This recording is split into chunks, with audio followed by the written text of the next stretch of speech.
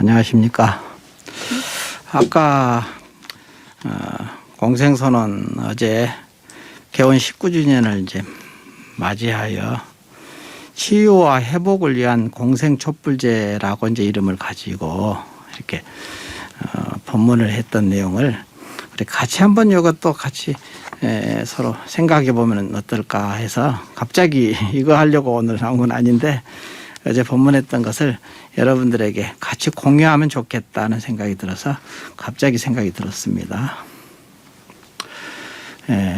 어제 이제 공생 선언 19주년 맞아 이제 치유와 회복을 위한 공생촛불제라는 이름을 가지고 우리 모두 한 마음으로 이제 기도하여 마음을 닦아 이 도량이 이제 평평하고 밝음이 두루하여 부처님 광명과 하나가 되어 이 사바세계에 가득하기를 기원하는 이제 촛불제였습니다.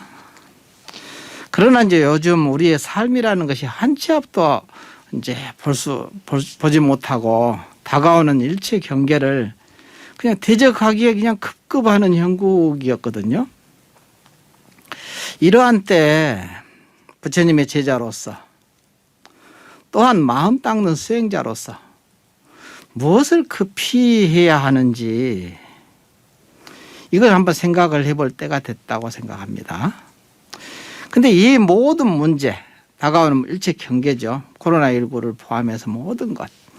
이 문제는 이 모든 두려움과 괴로움과 어려움 이것이 어디로부터 나왔는가를 알아야 합니다.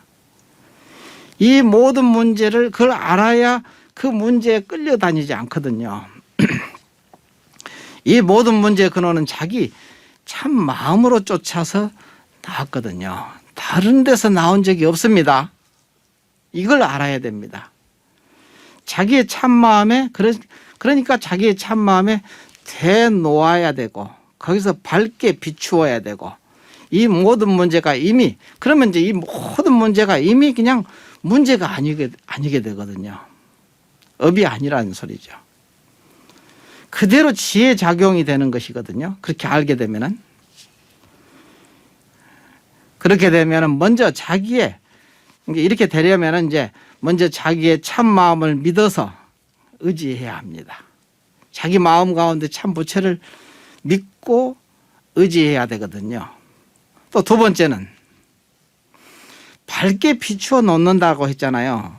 믿고 거기다 밝게 비추어 놓는다. 반주한다고 그러거든요. 놓는다는 것은 뭐냐? 지혜 작용이거든요. 지혜의 작용이므로 지혜는 어떻게 생기느냐?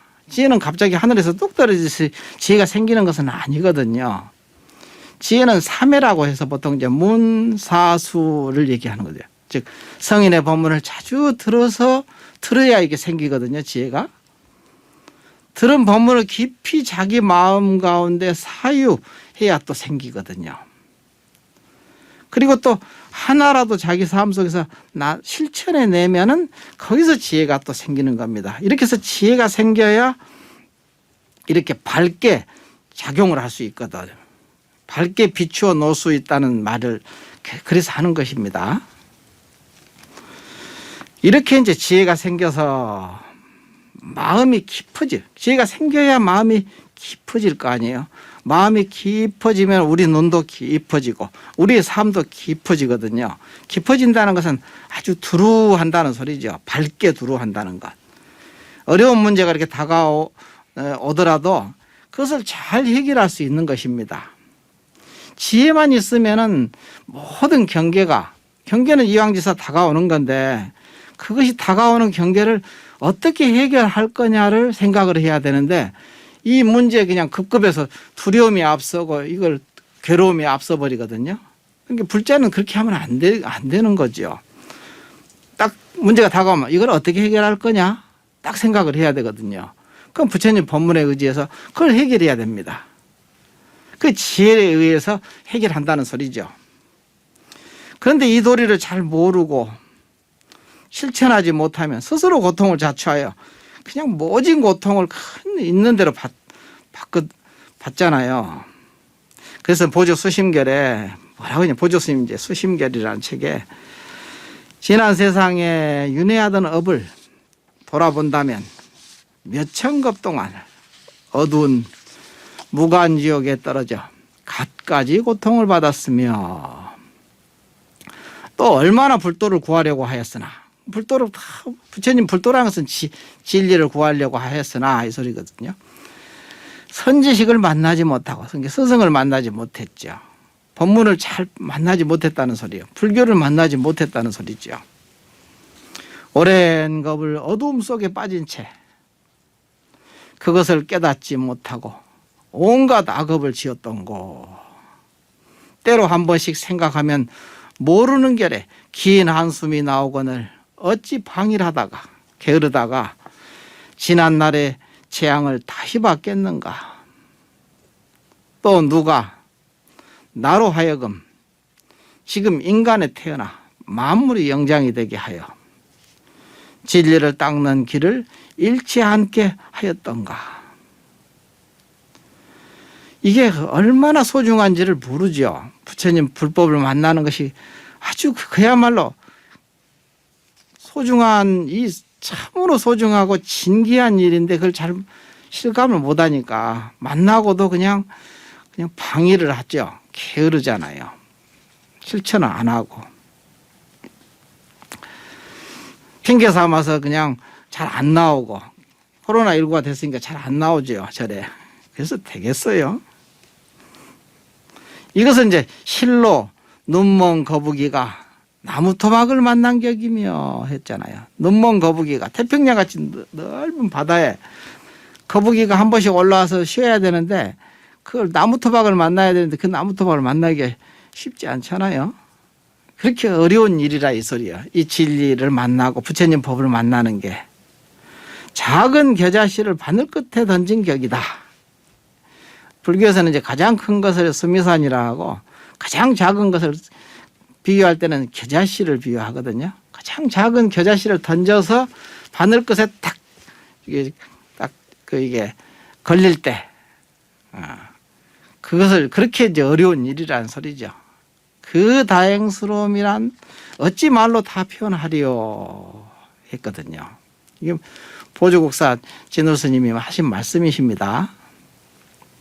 이렇게 큰 스님이 참으로 고구정령이 우리를 위해서 이렇게 참 표현하셨잖아요. 이거를 조금이라도 우리가 느낄 수 있으면 공부가 저절로 될 겁니다. 이와 같이 우리의 삶을 이끌어감에 있어서 다가오는 일체 경계는 어찌할 수 없더라도 그것을 헤쳐나갈 수 있는 것은 우리의 지혜에 달려있는 것입니다. 마치 우리가 밝아지면은 주변이 저절로 밝아지잖아요. 불이 비추지 않는 불은 없죠. 그러니까 저절로 모든 일체 존재가 밝아지잖아요. 자기 마음이 밝아지니까. 그래서 아무리 어렵고 힘든 경계가 오더라도 지혜롭게 헤쳐나갈 수 있는 것입니다. 그래서 불교는 이제 지혜의 종교라고 하거든요. 스스로 지혜를 기르기 위해 부지런히 부처님 법문을 듣고 또 익히고 실천 궁행하면 안팎이 저절로 밝아지게 됩니다. 그러면 나와 내 주변이 전부 밝게 살게 되지 않겠습니까? 그래서 이제 우리가 공생선언에서 치유와 회복을 위한 공생촛불제를 전부 한마음으로 봉행하는 까닭이 이제 여기 있었거든요. 이게 이제 우리 공생선언만이 아니라 모든 이 불교 방송 듣는 분들이 다 같이 마음이 밝아져서 촛불을 밝히듯이 한 촛불을 밝히면 그 촛불이 많이 모이면 주변이 다 밝아지잖아요. 우리 불자들이 모두 촛불 하나 켤 수 있다면 이 세상이 다 밝아서 불국정토가 될 거라고 생각합니다. 감사합니다.